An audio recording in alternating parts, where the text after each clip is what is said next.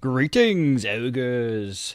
There have been a number of changes that I'm super excited about testing out in the game, and I wanted to talk about those changes. And as always, I hope I can get some thoughts and feedback on those potential changes. And of course, I'm looking forward to play testing them as well. So let's take a look at the demonstration video and I'll talk you through more specifically about what's new. So we have two ogres, Gazanga and Esrek, or Srek, that are going to fight here. And this is going to introduce the first change. Here we have fight cards. So I have a hand of 5 cards here. And in this hand of cards, you'll see something very different right from the beginning. We have these numbers in the upper left-hand corner of the cards. In previous versions of Ogre's Dinner, you played a fight card from your hand, and it would do stuff like add a heart of damage, or allow you to get a tooth with 1 less damage, or other things that had to basically do with damage and teeth, give or take. And so I felt that the gameplay, although certainly I hope fun, it lacked in choices, meaningful choices, and a true sense of you gauging what your opponent was doing and responding. So this is an attempt to remedy that while hopefully keeping the gameplay fast and simple. So here we are, and we have these numbered cards. Let me play forward more of this. So the high total wins. What's going to happen is I'm going to pick a card, and my opponent's going to pick a card or cards, and the high total of played value is going to win what's called advantage. And that's like game speak. You're biting, you're headbutting, you're thumping each other. So these cards are your attack cards. You are attacking them, and you're attacking them in various combinations of attack moves that just add up to a certain amount of attack power.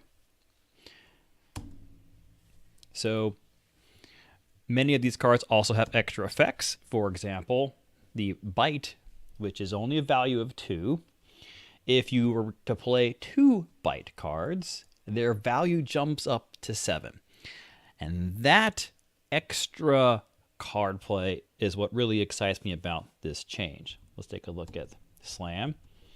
Slam will beat a fight value of 5 or more, although I need to change that to say attack. So 1, which is the lowliest number by itself, and will be beaten by every other card, will defeat a total score of 5 or more. And it's those number comparisons that will make this super interesting. And players will have to figure out over the course of a few gameplay sessions, or if they want to give it some thought, they'll work the math and figure out which combinations of cards give them the best chance. So combat before was a bunch of modifiers. Now there is this card management aspect and a guessing game about what your opponent's going to play, how important it is to them to win this fight, or how important is it for you if you came down to the last hit and you really had to get this attack in. Maybe you'll play everything and you'll be all in. You'll play a 4 and a 2, or you might have a 5 and a 4 with a total value of 9. But guess what? If your opponent plays a lowly 1, they will win advantage. They will win that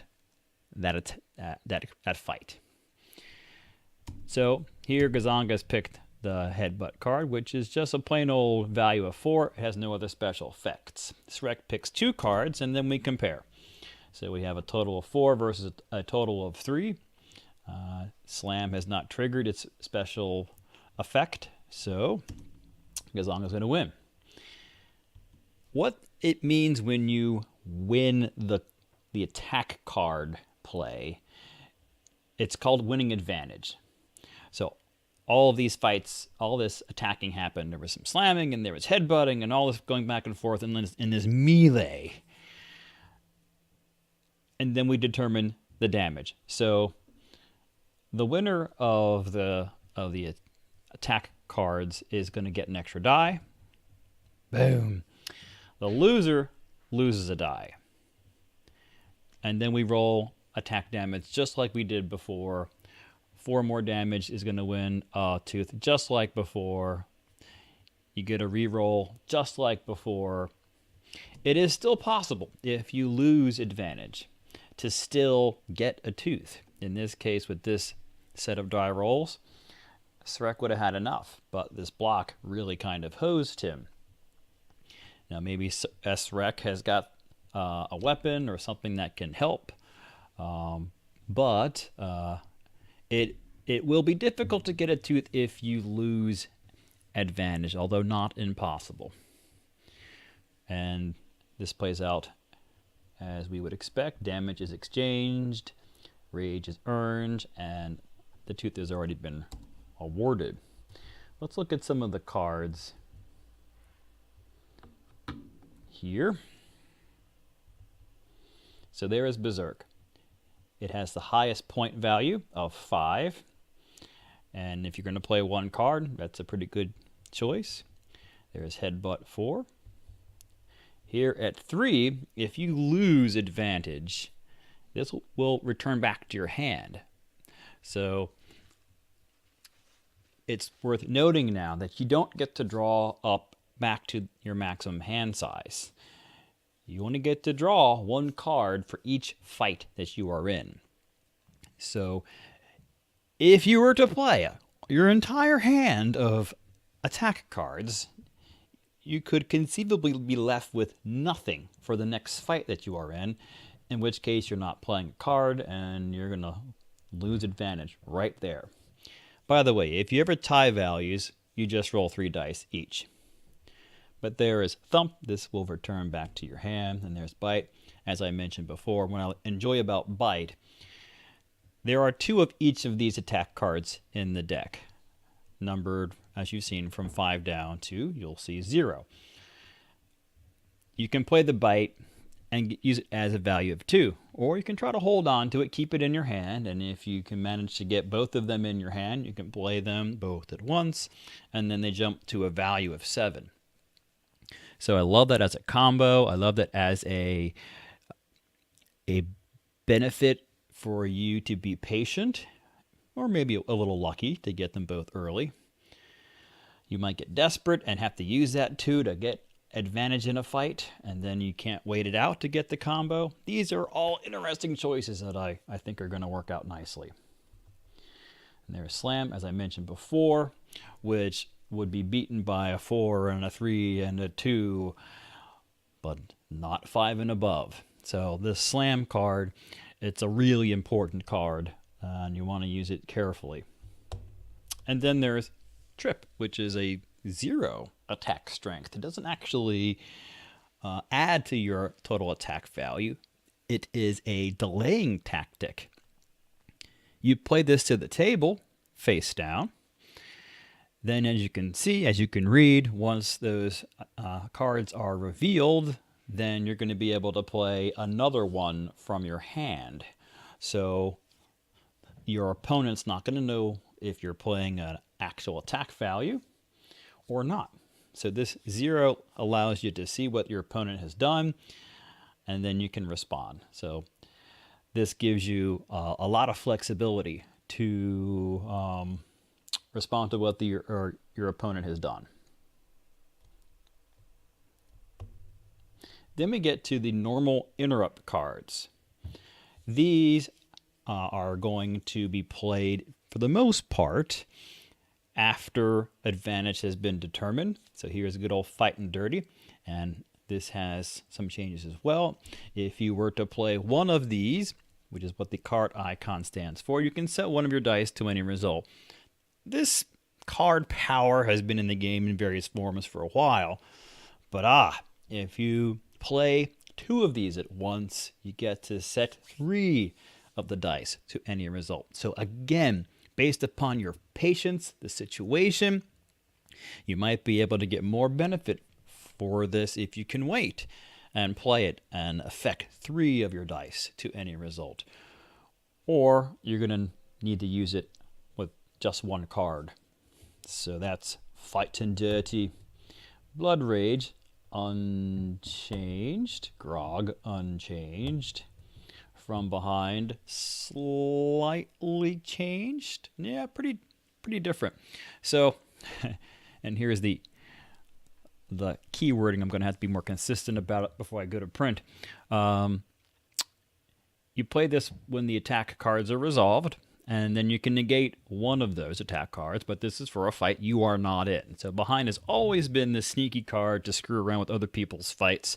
In this case, you can watch, and if someone's getting ready to get the last tooth or something, or they're going to snatch the halfling and you don't want them to have it, or whatever, you can play From Behind, and you're going to negate, well, let me be clear. It's going to affect other attack cards. So, no, it's not going to affect anything like snatching halflings. But you're watching a fight, and you can see someone's going to clearly win and gain advantage. You can go, nah, let's just negate that 5 that you played, so you will lose advantage, and good luck winning that tooth that you might need. So it has the spirit of that I'm gonna interfere with this fight, but without the sticky stuff that doing damage has always caused in terms of timing and who earns a KO and all that stuff. So Snatch Dat allows you to steal a weapon or the halfling from your opponent, meaning the person you are actually in a fight with. Which brings up another change. To grab a weapon during a fight, when you get into a fight, you can grab a weapon right then and there. You don't have to play a card for it. If there's one in the center, you just grab it. If it's contested because somebody else wants it, your opponent wants it, then you're going to do the roll-off. But you don't need a card just to grab a weapon. So this should allow everyone to have weapons and not feel like they're wasting a card to get the weapon. So now Snatch Dat is just for stealing stuff. And Sneak is unchanged. Then we get to the Ogres, and we have the next new tweak to what we're doing here. So here's Slod. And what has been added here is let's just call it a passive rage gain condition. So you can gain 1 rage each fight that you are in. So every time Slot is in a fight, he's going to gain 1 rage. So if he grabs the halfling and he gets attacked 3 times and he's in 3 fights, he's going to get 3 rage. And you can see that when he does that, if he spends 2 rage, he gets to negate a card, which is really, really useful. Ooh, we'll see if it's too useful. But I really love the ability of him to convert his being in lots of fights to being able to really tactically stop things from happening. So let's say someone tries to play a Snatch Dat on him. If he has that 2 rage, he's going to go, no, you're not taking my halfling. You just are not going to do it because I'm going to spend that 2 rage. And that's what I want Slot to do. I want him to be one of the best halfling snatchers there is because he wants to free the halfling, so he should be good at this. But he can use that to negate an attack card. That might not be the most powerful usage of this, but if he really needed to get advantage or he needed someone to lose advantage, he can negate an attack card as well. Or an interrupt card. He can just stop it from happening. Really, really cool ability. And so he's lost his healing power. So instead of being able to heal and endure lots of hits, he's going to manipulate, hopefully, to take a little less damage. We'll see. Oh, and now he's all wounded. except now his wounded version, it only takes 1 rage for him to negate a card. Git, mostly the same. He gains rage each attack card that he plays. So if he lays down a 2 and a 3, he's played 2 attack cards, he gets 2 rage right there. That might sound like a lot, but you don't have a lot of cards, and you're not drawing a lot of cards. So you can look over the whole deck and kind of card count and go, well, this is going to give him a total of 12 rage if he goes through his entire deck. And all the ogres are going to get extra rage now, so that's actually not this incredibly insane number in comparison.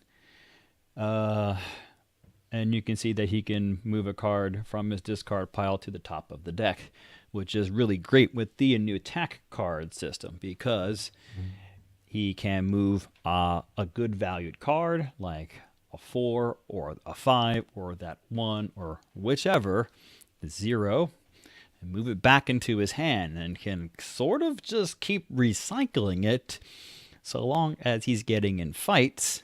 As long as he's playing lots of attack cards, maybe rolling an occasional rage as well.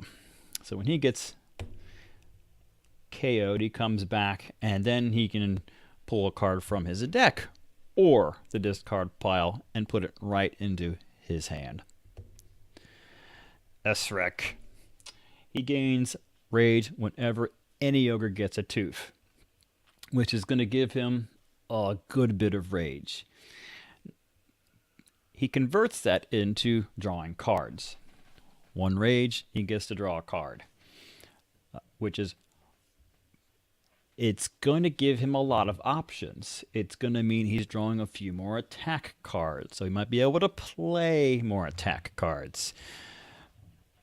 I really want to see how this plays out. I think it's going to be pretty cool, having that extra ability to draw cards. We'll see. And this lets me back up to another high-level thing that I wanted to accomplish with these passive rage abilities. Besides just giving more rage out, I want players to be super engaged even when they're not fighting. And with BERSERK, when other ogres are gaining gaining a tooth, he's going to gain rage. So that player is going to watch and pay attention to see when a tooth is given out. And the same thing with all of these abilities that happen outside of the fight that you're in. Now they're not all like that, but many of them are like that. So here's BERSERK, and now he's wounded, and he's going to draw 2 cards for every rage that he gets. Hexa, this looks like an old version of her card, so gotta fix that. What is Hexa's power? You see in my dirty spreadsheet here. Hexa's, she still has the reroll. She gets a rage whenever another ogre gains rage from a die roll, which is, again, a power that is powered by other people's actions. So 2 ogres, they're in a fight. One of them rolls some rage, and they actually keep that rage. Hexa gets 1 rage. If they gain 4 rage, she gets 1 rage. So she's basically getting pissed whenever anyone else gets pissed. And I'm, again, super excited about that one because of how she's getting stuff from other people's fights, so she'll be watching a lot. Here's Gazanga. She gains rage if she loses advantage. So if she doesn't win the attack value, and she's going to get rage, so she gets a little pissed right there, and that's going to fuel her ability to choose who can target her or not. I don't know why she shifts there. Good old Zug Zug, still 2 players. Each draws a hand of 5 cards. And each player is going to draw a card whenever Zug Zug draws. So if I didn't say this before, I think I did. Every time you're in a fight, at the end of that fight, you get to draw a card. Well, Zug Zug, each of his 2 players will get to draw a card. So he's going to have a little more access to cards, kind of like BERSERK with his card getting ability. Zug Zug doesn't have a passive per se because of the fact that Zug Zug has more cards to begin with, and he gets those extra cards. So his specialty isn't more rage generation, but his rage generation is also really, really simple. Every rage is going to be a +1 to his attack score. So when those cards are revealed and maybe he's got a tie with another Ogre, he can spend a rage or 2 or 3 and bump up so he gets advantage. And there's damaged version. He gets +3 per rage. So really a powerful ability to ensure he gets advantage. And then Big Red, she'll gain a rage when she didn't roll rage on her dice, which I'm super excited about. Like, she's going to get pissed one way or the other if she rolls it or if she doesn't. It also kind of helps eliminate, if I just did it every round and she's rolling it, she would just have so much rage. But here, she only gets that rage if she didn't roll the rage. And then she still has the same power from before. Rage equals damage, which is, it's a powerful ability.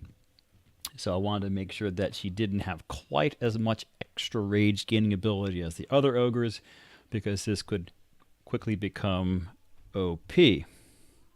Now when she gets damaged, instead of just getting that flat damage, she can do the dice manipulation. So she can set a dice to any side, which it might give her a lower damage cap. But as we know, it's not always about damage in Ogre's Dinner. It's about the timing of that damage and your ability to manipulate the fight. So when she gets pissed, she's going to be able to, in this case, be able to probably set 1 or 2 dice, any dice, even fights she's not in, to specific values, and then those dice can't be changed. So that is her, and I think that is, yep, that's the series of Ogres. So I'm looking forward to play testing these things.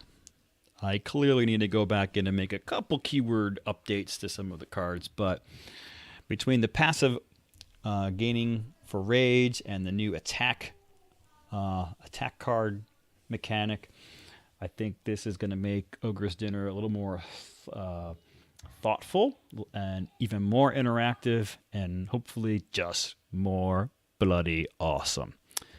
And that's it. Thanks for watching.